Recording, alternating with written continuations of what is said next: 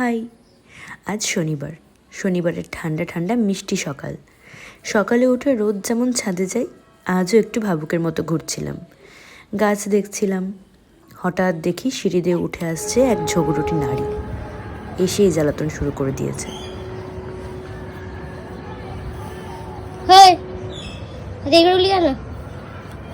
দেরি করে উঠিনি, তাড়াতাড়ি উঠেছি, তুই দেরি করে দেখেছিস। ওটা আমার ভুল বলছিস? তো ঘড়ির ভুল।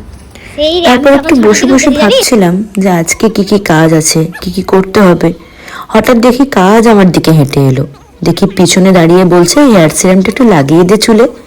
তারপর এত সুন্দর করে চুল টেনে টেনে সিরামটা লাগিয়ে দিয়েছি যে একেবারে সকাল থেকে সব জ্বালাতনের প্রতিশোধ নিয়ে নিয়েছি। কি ভালো করেছি না? যাই হোক, দিদির সেবা টেবা করে একটু পড়তেই বসতে যাচ্ছিলাম। এদিকে আরও একজন এসে সকাল সকাল আবদার করেছে তার নাকি ব্যানানা প্যানকেক চাই। আমার বাড়িতে আমি হেড শেফ, তাই আবদারের প্রথম ঢিলটা সবাই আমাকেই ছড়ে। তাই ভাবলাম পড়তে বসার আগে একটা ভালো কিছু রান্না করিয়ে নিই, তাতে মন আরো ভালো হয়ে যাবে। তারপর বানিয়ে ফেললাম প্যানকেক একদম ইজি ওয়েতে।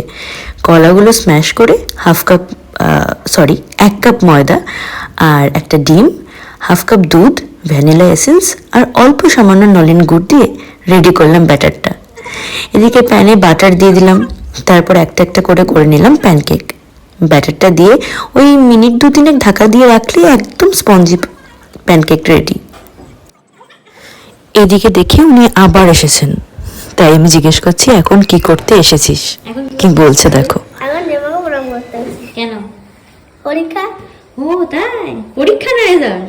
রেজাল্ট। আচ্ছা, যেটা করতে এসেছিস সেটা করে চলে যা। আবার কি? এই যে ও আমার হয়ে টাটা বলে দিচ্ছে। উইকেন্ডের সকালটা বেশ ভালোই কেটে গেল সবার আবদার রাখতে রাখতে। আসলে প্রিয় মানুষদের আবদার রাখতে হয়, কি তাই না?